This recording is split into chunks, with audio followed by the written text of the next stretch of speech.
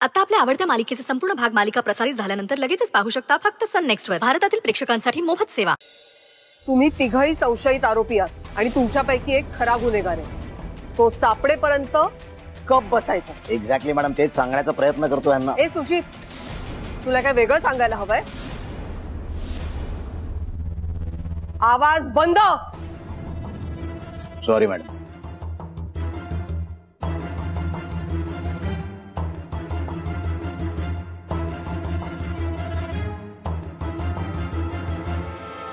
Madam, आता यांची arrest procedure complete झाली।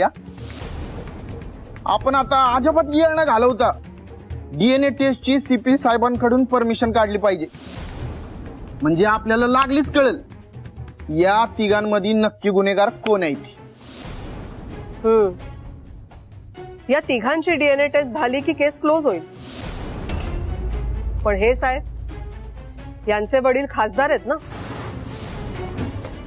यांची डीएनए टेस्ट करण्यासाठी मला सहजासहजी परमिशन नाही मिळणार आहे।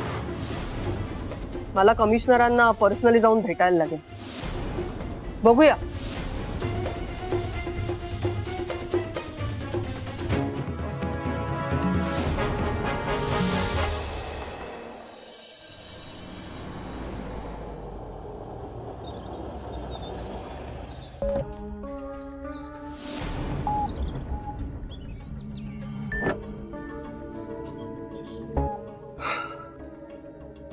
तू इथेच थांब, मी कमिशनर साहेबांना भेटून येतो।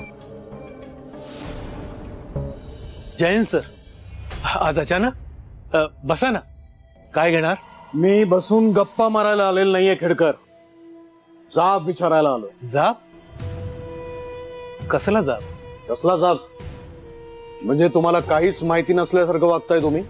हो, तुम्ही कशाबद्दल बोलताय? खेडकर, तुमची एक लेडी ऑफिसर माझ्या खासदार सरपोतदाराच्या घरात घुसून माझ्या डोळ्यासमोर माझ्या मुलाला अरेस्ट करून घेऊन गेली।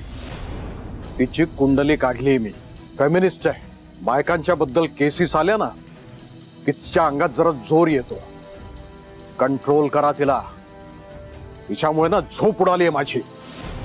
माझ्या घरात आली तेव्हा मी तिला काही बोलणार तर ती मला म्हणाली मीडियाला बोलवते। उगाचच बदनामी नको म्हणून शांत बसलो। ओ खेडकर, सुजित भालचंद्र सरपोतदार हे नाव वाचून तरी तुमच्या काही लक्षात यायला हवं होतं, पण तुम्ही तर त्या गावचेच नाही असं दाखवताय। तर माझं ऐकून घ्या। हे बघा, मला माहिती नाही तुम्ही खरं बोलताय खोटं बोलताय, मला माहिती नाही। जे असेल ते असेल। तुम्हाला माहिती नसेल ना तर केस बद्दल जरा माहिती घ्या। ऑपोजिशन वाले ह्या गोष्टीला हवा देऊन बदनामी करू शकतात।